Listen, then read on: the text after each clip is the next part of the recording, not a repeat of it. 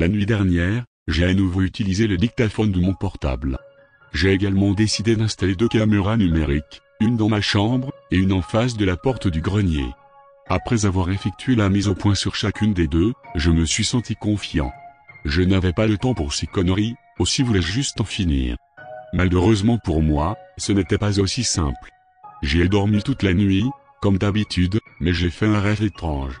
Je sais bien que ce n'est que mon imagination débordante, et que ça n'a rien à voir avec ce qui s'est passé, mais je me sens quand même obligé d'en parler. Dans ce rêve, j'étais chez moi.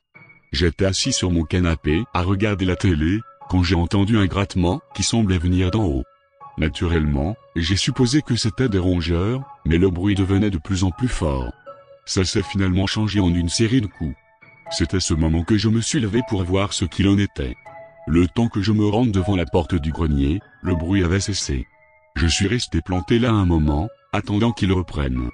Je n'ai rien entendu du tout pendant ce qui m'a semblé être plusieurs minutes. Puis, sans crier gare, un cliquetement brisa le silence. C'était le pen qui s'était déverrouillé tout seul. Et c'est là que je me suis réveillé. Comme je l'ai dit, ce n'était qu'un rêve bizarre, sans importance par rapport à ce qui se passe, mais je ressens quand même le besoin de les mentionner.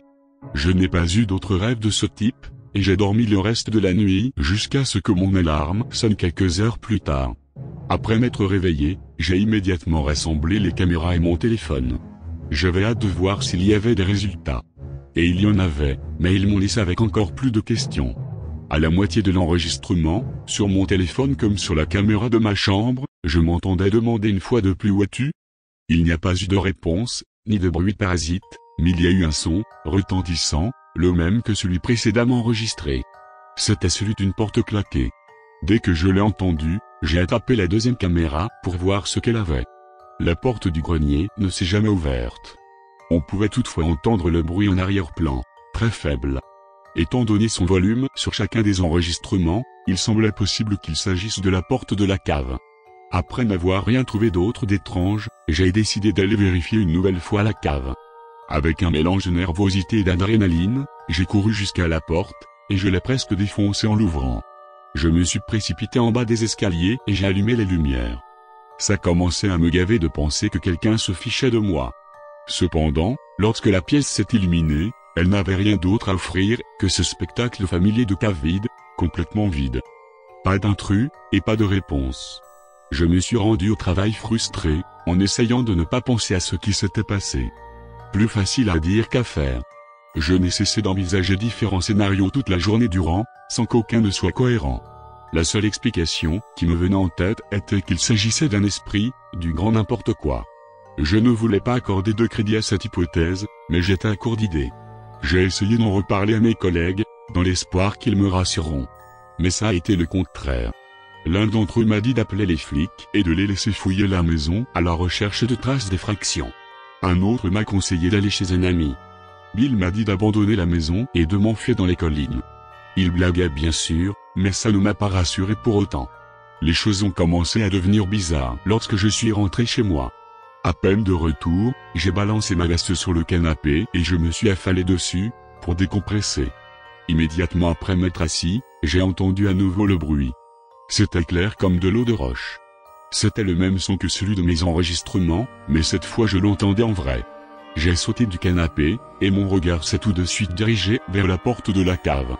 On pouvait bien la voir depuis le canapé, elle n'avait cessé d'être dans mon champ de vision. Et même si je ne l'avais pas regardée directement, j'étais catégoriquement certain qu'elle n'avait pas bougé d'un pouce. Pourtant, c'est de là que venait le bruit.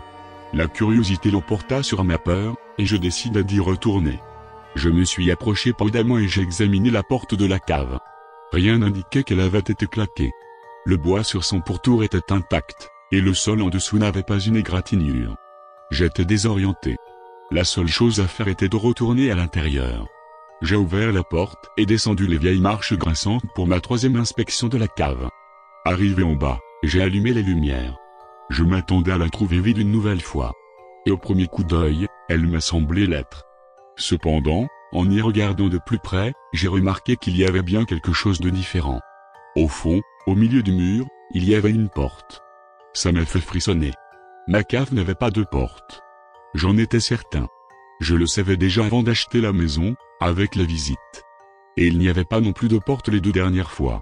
Ça n'avait pas une once de sens. Je m'en suis approché, abasourdi. Je ne savais pas d'où elle venait, mais je savais qu'elle était à l'origine de ces bruits. Il n'y avait aucune autre explication. Alors que je m'approchais de cette absurdité, j'ai remarqué